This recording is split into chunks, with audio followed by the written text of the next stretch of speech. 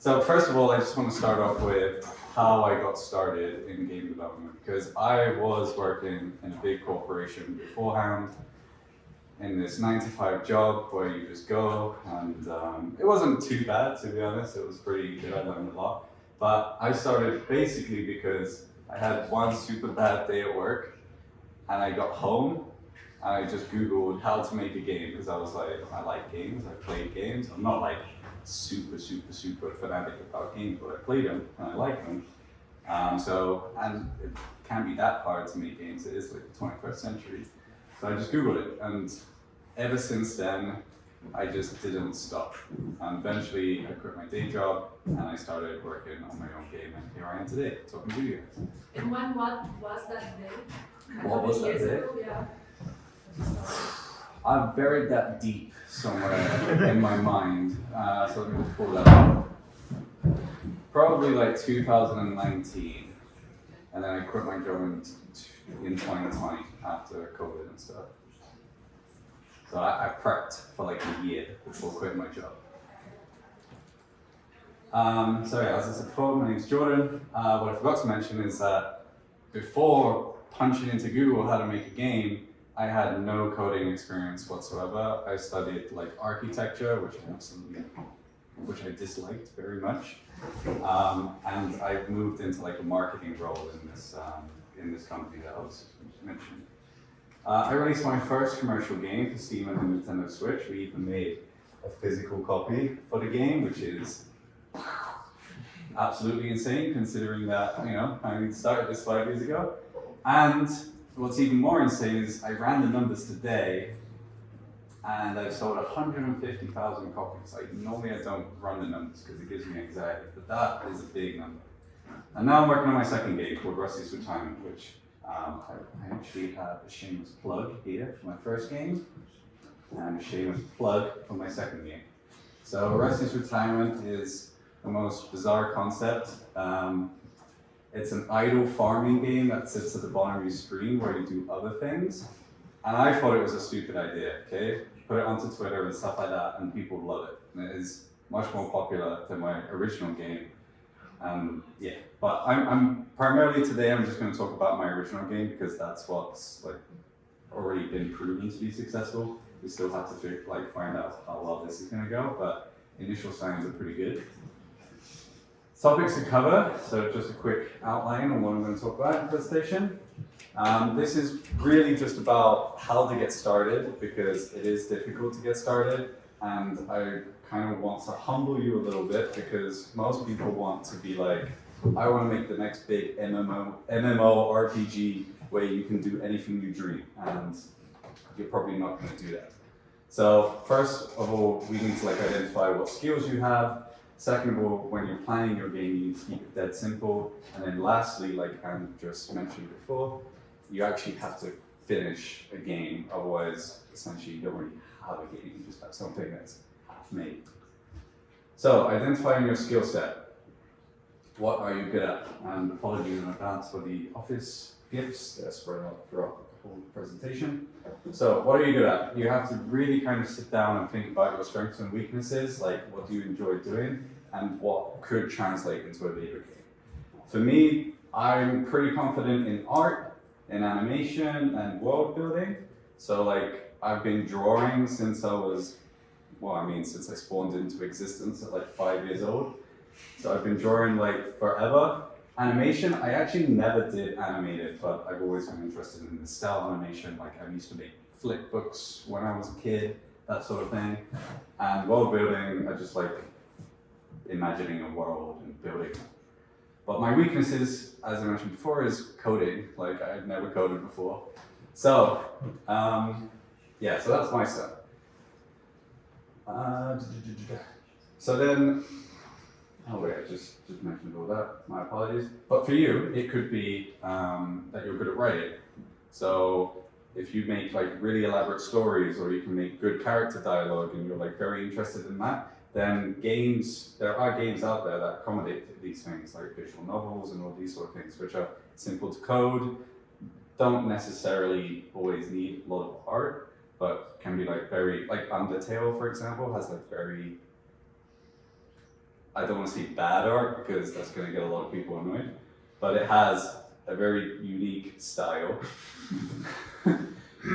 But the writing and the story is absolutely phenomenal.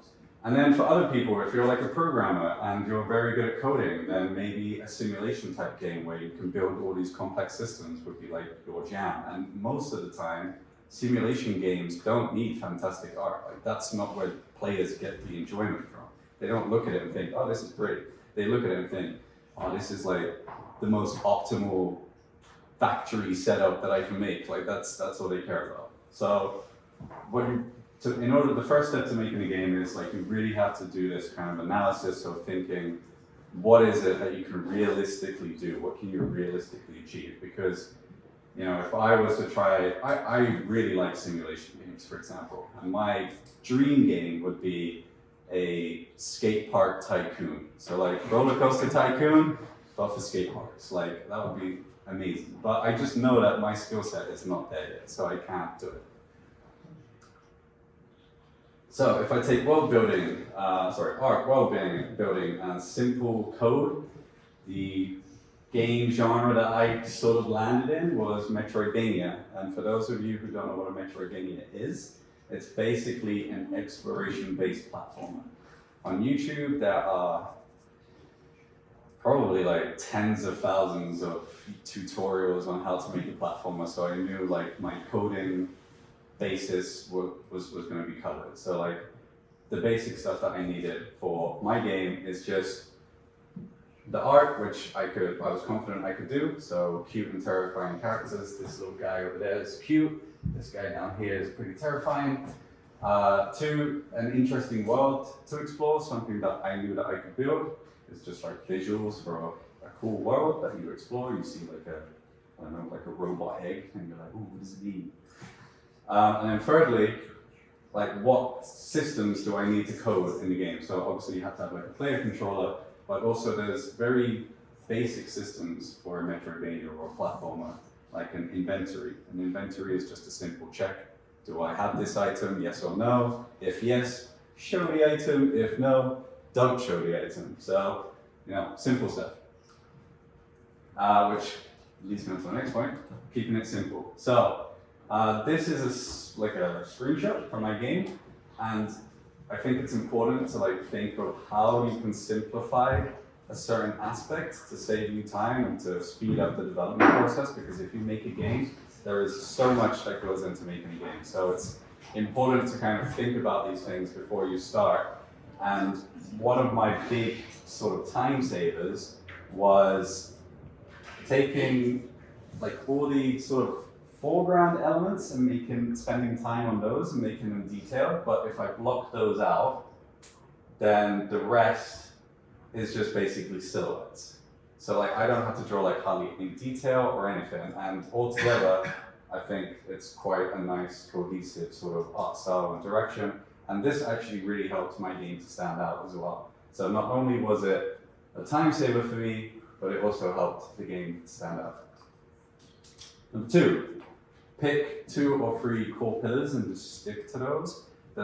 It's very, very easy to like start a game and then just to go absolutely wild by like adding everything. So for example, my game's about, my pillars were like, I just need simple combat, I need some character upgrades because that's the progression of a Metroidvania, is you explore and then you get rewarded for exploration. So the rewards for those exploration is basically character upgrades and inventory items, maybe a key that opens a door somewhere else, etc. And this will help you actually like figure out what is your core gameplay loop and stuff like that. So explore and fight enemies for character upgrades. That's basically when you boil it down.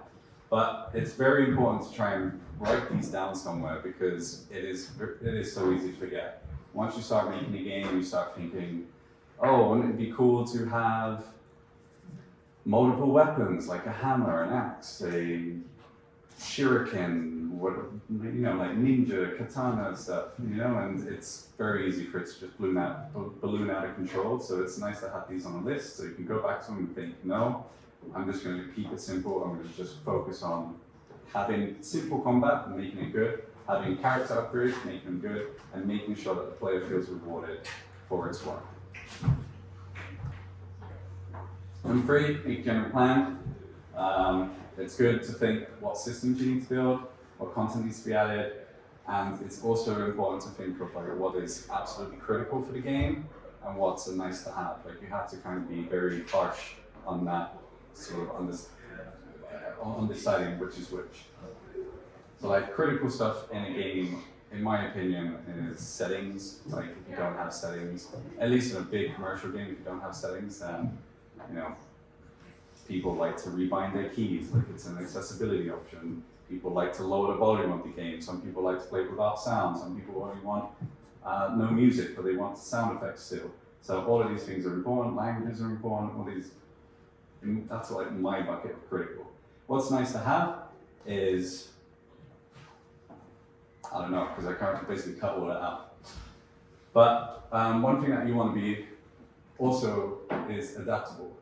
So some things that you plan might not end up being implemented into the game, and it's actually quite humbling to make like a full game because you think at the beginning that you have the skills to do this thing, then you get to that thing and you realize you don't actually have the skills to do that thing. And sometimes it can be very frustrating and you can bang your head against the wall for weeks and weeks on end. And if you're a small team or a solo developer, then I think if it's not absolutely critical or you can change it so it does fit your skill set and you work the game around that a little bit, then you should just do it. You shouldn't just keep banging your head against the wall because you're just not going to get anywhere. It's better to like just cut your losses, adapt it, you know, like forget your original vision and make something that's actually doable. Which leads me on to the last point, which is finishing your game. So this is a bit of a disclaimer because anything creative is very hard to like know when something is truly finished. Like to me personally, Haiku is nowhere near finished, but that's only my perception of it because I have a specific vision for the game. But everybody else here has no idea what's going on in my head, sort of thing. So they don't know what that vision looks like. So don't feel bad that you've got to a point and the game's somewhat finished, but it's not exactly how you would hoped it to be. It's just always going to be like that. It doesn't matter. Like this perfect project just never exists. So try not to worry about that too much. And with that said, in order to finish, you just need to get scissors out. I have a few friends that I speak to daily. They're also developers. They're also making Metroidvanias. And I was the first one to finish. And after that, I've just basically hammered to all of them to say, just get the scissors out, cut content where it needs to be cut, and just make the game and put it out there. Because you can, from my previous point, you can just keep working and working and working and working, chasing that perfect state, but that perfect state doesn't exist, unfortunately. So I always say get scissors out. It's turned into like some catchphrase that everybody always mocks me now for saying get scissors out. But I would basically just prioritize having a start, middle, and an end. An end, once you have an ending in your game, there is such a weight lifted off of your shoulders. It is insane. So for like my game, it was just having a final boss. And that kind of lifted the weight off of my shoulders. And in fact, I felt such relief that I made a second final ending boss. But yeah, so I prioritize just having start, middle, and end. More times than not, like just padding out the middle doesn't really have that big of an impact. And you know, you can always add these sort of things in content updates. So, for example, I released 2 content updates, but the thing that I cut out most was I had this idea of having this whole area which was where you explore the surface of the world. And this is a post-apocalyptic sort of environment. Humans have destroyed themselves with, you know, nuclear bombs and whatever's going on in the world right now. And I really wanted to have this really cool area with like new enemies and new this and new that to be sitting on top of the game as like a crown. And I just didn't have time. Like there was just no way. I didn't have time. anymore. Like the scope was really big, the game was already big. I didn't need to add more stuff, but I kind of wanted to keep that idea a little bit. So I just made one room, added some rain, made some flashing background, which is actually really easy to make because since it flashes, it doesn't need to look that pretty. Because nobody's going to be like, oh, pause, let me check. Oh, that doesn't look quite right. So, this was actually really, really quite simple to make. I just made one room in the end, and I put like a shop in it just to give it sort of a little bit more meat, so it's not just a random room. And this turned out to be like one of my favorite areas, and I think actually making it smaller has a bigger impact. It's kind of like you walk into this room and it's special because there's only one, and that's it. So yeah, and adding more content. So like if you feel like you really wanted to add something that you couldn't add, you can always release it later. That's the beauty of like nowadays, nothing gets burned onto a CD and then you can never patch it, unless you produce another CD and send it out. Now you just download an update from Steam and that's it. Bonus level, this is the hidden level, is market your game. I'm a massive advocate for marketing your game. So once you've done all of that, like building a game, even while you're building the game, I think it's very, very important to market it. And boiled down, well, there's this one quote that I heard it once and it just stuck with me. You can have the best game in the world, but if nobody knows about it, nobody will play it. And that goes for products, that goes for anything. You could make the best recipe in the world, and if you never share it, then nobody's gonna know. Nobody's gonna try it, and nobody's gonna make it.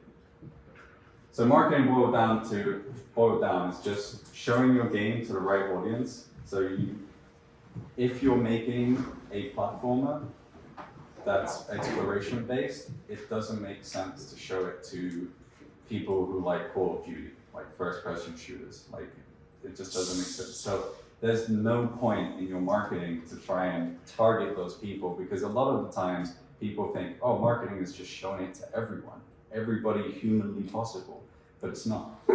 In fact, you should try and target exactly who you think will like this game. Like there's no point showing it to somebody who plays Call of Duty because they're just gonna, it's not their type of games that they play. We're wasting your time and energy and resources. So really, you should just try and find your audience. For me, there's a game called Hollow Knight, which is very similar, and I spent like a lot of time and energy just targeting like the people that were already into Hollow Knight and that sort of audience. The other thing is you shouldn't be scared to show your game. Showing your game can have actually like a lot of benefits. Yeah, this is the slide. It can have a lot of benefits. So like if you put it out there and people respond well to it, then you know that you're onto something good. And you can also put something out and people don't respond at all. And they're like, a bit iffy or you have this sense of what people like and what people don't like. So sharing your ideas online is not only good for marketing, but it's also good for you as you're developing your game because you can get like almost immediate feedback of what people like and what people don't. Yeah, I feel like the slides missing, but anyway. Did you delete the slide, Andrew? Not this time. So yeah, I spoke a lot about my previous game, Haiku. But what about my new game? So as I said before, it's this game that just sits along your screen type thing. I thought it was a very silly idea, but people like it. And how am I sort of applying the same sort of logic and reasoning that I did with my first game in terms of like, evaluating my skill set, making sure that it's a simple, or simplifying like the mechanics and the scope of the game, and then also like what do I need to cut. So now that I've made a game, I feel like my coding is a bit better, so I can take on more complex stuff. And since you all now know that my dream game is a skate park tycoon, and I'll be very mad if any of you steal it, then I feel like this is an amazing stepping stone towards something like that, because it can create complex systems while trying to keep it simple still. Keeping it simple, there's, I don't know if you can see, but there's like these little robots. Now, they just move in a dead straight line. There's no pathfinding, so they will like walk over a well magically, like the Jesus walking on water or something. And that's fine. I was thinking, you know, just keep it simple. It's not gonna add, it's not critical to the gameplay, right? That there's pathfinding and they need to maneuver around the wells and the water. If it's not critical, then I don't think it's worth me spending that much time on it. And then the core pillars for this game is that an action should take seconds because it is like supposed to be played while you do something else. Like you should look at the game and a simple action should only take like a matter of seconds. So you can make a few decisions and then you continue with what you're working on. With that said, like the progress is also automated. So all of these robots and your main character, which is this little dude, they just get to work. Like you don't actually have to tell them what to do. They just automatically do it. So all you need to do is just place buildings and plant crops. That's it. As for step 3, which was the scissors and cutting content, since I'm hoping to release about 6 or 7 weeks, then I'm already getting them out. So there's already stuff that I'm cutting off from the original plan. And as I said before, I think if the game's successful then and it like warrants updates, I'll just make an update for it. So all the stuff that I originally had planned or originally visioned for the game, I'll just release an update. Because some people really, well, I mean, me, myself as well, they see this and they want seasons, so they want like snow to fall down and everything to get covered in snow, which is an amazing idea, but to redraw every single sprite with snow on it is just killer. So right now, I don't think that's content that's worth it. Like I could add it, but it would take so much time and it wouldn't actually move the game along that further. It wouldn't make it that much better. It would make it like, you know, 5% better out of 100 is not much. So why not make that as like a content update for later? So key takeaways. Just to recap, I think if you're starting, you should realistically think, what is it that you can make? If you're good at writing, if you're good at art, if you're not good at programming, or if you are good at programming. Number 2 is just to keep it dead simple.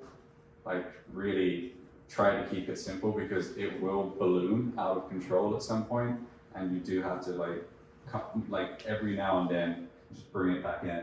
And 3, be adaptable. If something's too difficult, try and change, try and adapt, and cut a lot of content. If I put if needed, but it's pretty much needed. Like just you would definitely need to cut content. And that's it. Thank you for coming to my TED Talk. You can reach out to me on Twitter. I'm ashamed to say that I basically live on Twitter. It's X. I will refuse to say that it's called X. Ellen said it's X. Don't- We're happy to have you.